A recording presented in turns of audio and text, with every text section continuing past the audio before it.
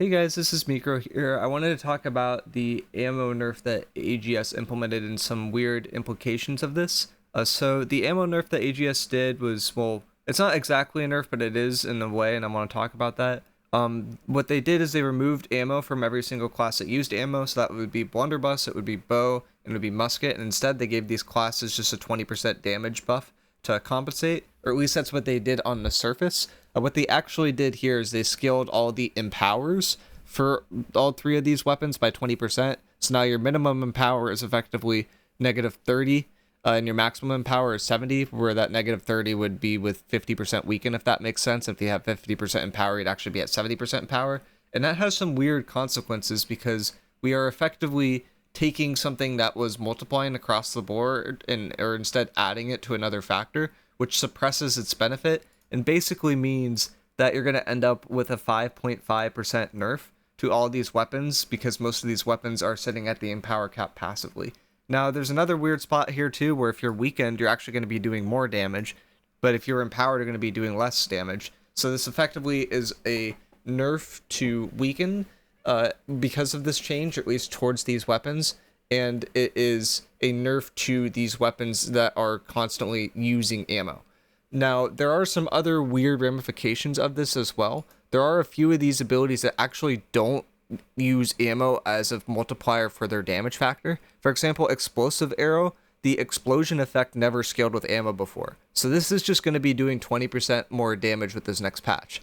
The other two abilities that scale like this are with musket, the sticky bomb never used ammo. That is now going to be doing 20% more damage. And then traps never used ammo, and now that's going to be doing 20% more damage. I don't think this is going to have a huge impact on the meta in terms of the musket side because traps and sticky bomb are more of a cheese setup than anything else, and they weren't super popular near like end game level builds. But I could definitely see someone trying to do something silly with one of these and trying to take advantage of it.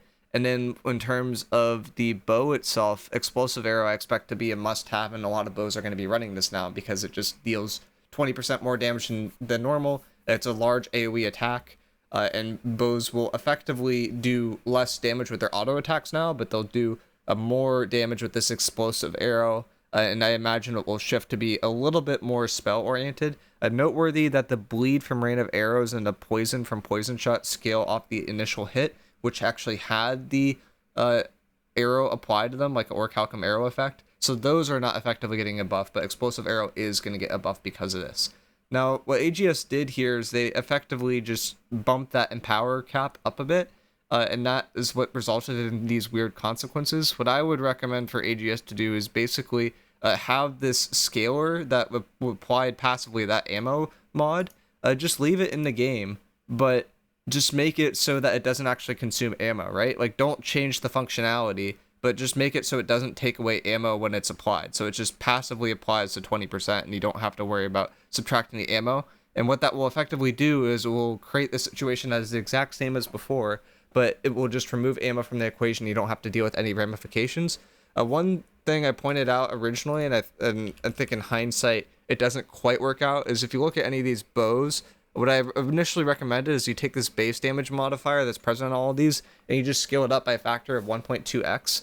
But the weird consequence of this is because this is an int and you'd be multiplying by a float. So if I multiply 74 by 1.2, you see how it's 88.8?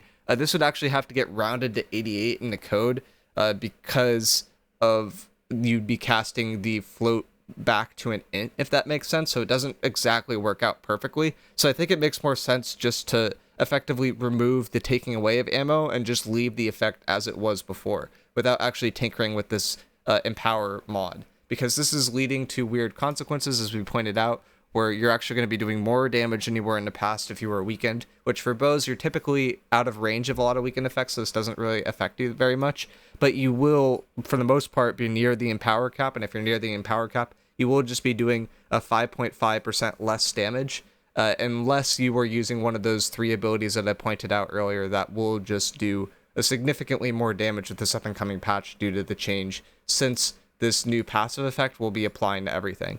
Now, in one regard, I guess this is nice because it means that they finally fixed the fact that explosive damage wasn't scaling with or sorry, that the mod wasn't applying no explosive arrows after 3 years, so they finally fixed that bug. Congrats AGS, but it is an unintended consequence and it hasn't been balanced accordingly, which will lead to results that I don't think are intended. Let me know what you guys think about this. Let me know if there's anything else that you think will apply. People you think will start kind of cheesing it, run maybe the musket artifact and spam some traps and spam some grenades on the battlefield, or you think that this won't really result in much of a change at all. And with that being said, I'll see you guys later. Peace.